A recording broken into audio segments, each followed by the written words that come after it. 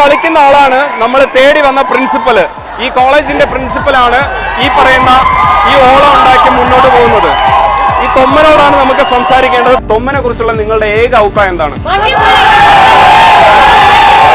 പാലക്കാട് ജില്ലയിലെ ധോണിയിലെ ലീഡ് കോളേജിലാണ് നമ്മൾ നിൽക്കുന്നത്. നമ്മൾ തേടി വന്ന താരം എന്ന് പറയുന്നത് തൊമ്മനാണ്. തൊമ്മൻ ഈ കുട്ടികളുടെ ഇടയിൽ എവിടെയുണ്ട്. നമ്മൾ തൊമ്മനെ തേടി പിടിക്കണമെങ്കിൽ കുട്ടികളുടെ ഇടയിലേക്ക് പോകണം. കാരണം തൊമ്മനാണ് ഈ ഡാൻസിന് ശരിക്കും നേതൃത്വം നൽകുന്നത്. തൊമ്മൻ ഇവിടുത്തെ പ്രിൻസിപ്പലാണ്. തൊമ്മനെ ഇതിനകത്ത് നിന്ന് മോചിപ്പിച്ച് നമ്മൾ സംസാരിപ്പിക്കലേ വഴിയുള്ളൂ. അത്രയ്ക്ക് ഓളത്തിനിടയിലാണ് തൊമ്മൻ നിൽക്കുന്നത്. തൊമ്മൻ അതാണ് തൊമ്മൻ. ഒന്ന് മോചിപ്പിച്ചോട്ടെ, കുറച്ച് സമയം നിങ്ങൾ ഓളം ഉണ്ടായിക്കോളൂ. തൊമ്മനെ ഞാൻ എടുക്കാം.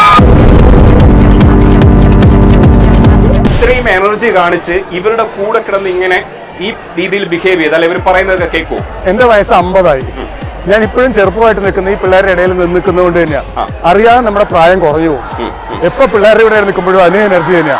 അവരൊരു കൂട്ടുകാരനായിട്ട് നിന്നാൽ, അവരുടെ കൂടെ തുള്ളിയാൽ ഇതാ നിർത്തടാന്ന് പറഞ്ഞാൽ അവർ നിൽക്കും. ഞാൻ മീശ വിരിച്ചടാ തുള്ളാൻ പാടില്ല എന്ന് പറഞ്ഞാൽ നിർത്തടാന്ന് പറഞ്ഞാൽ നീ പോടാന്ന് പറയും. എന്നെ കേൾക്കാനില്ലെങ്കിൽ മാറി പറയും. ഇതാണ് എൻ്റെ ഒരു ഗുണം. കുട്ടികളുടെ കൂടെ നിന്ന് അവർ നമ്മുടെ ഒപ്പം നിന്ന് നമ്മുടെ കൈവെള്ളയിൽ നിൽക്കും. ഒരു സംശയമില്ല. കഴിഞ്ഞ 10 വർഷമായിട്ട് ഞാൻ ചെയ്തിട്ടുള്ളതാണ്. ഇവിടെ ഒരു ഡിസിപ്ലിനറി ഇഷ്യൂ ഇല്ലാത്തത് ഞാൻ അവരുടെ കൂടെ നിൽക്കുന്നു എന്നുള്ളത് കൊണ്ട് തന്നെയാണ്.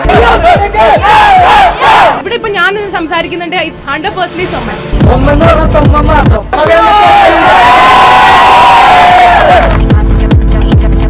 അല്ല, ഇത്രയും പേര് മിങ്കിൾ ചെയ്യുമ്പോഴുള്ള ഇഷ്യൂസ് ഇല്ലേ, അത് അങ്ങനെ ഒരു ഇഷ്യൂ ആയിട്ട് തോന്നിയിട്ടുണ്ടോ? ഇല്ല. ഇപ്പം എല്ലാ അച്ഛനും ഒരു മക്കളും 2 മക്കളുമാണ്. പണ്ട് 12ഉം 16ഉം ഉണ്ടായിരുന്നു. പക്ഷെ എല്ലാ മക്കളും തന്നെയാ.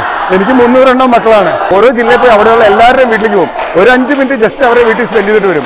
I have A very personal relationship with people. ഈ കുട്ടികളെ കുറിച്ച് നല്ല അഭിപ്രായം പറയുന്നു. കുട്ടികള് പ്രിൻസിപ്പലിനെ കുറിച്ച് തൊമ്മൻ എന്നാണ് വിളിക്കുന്നത്. അത് ചില സമയമെങ്കിലും അതൊരു മോശമായിട്ട് തോന്നാറുണ്ടോ?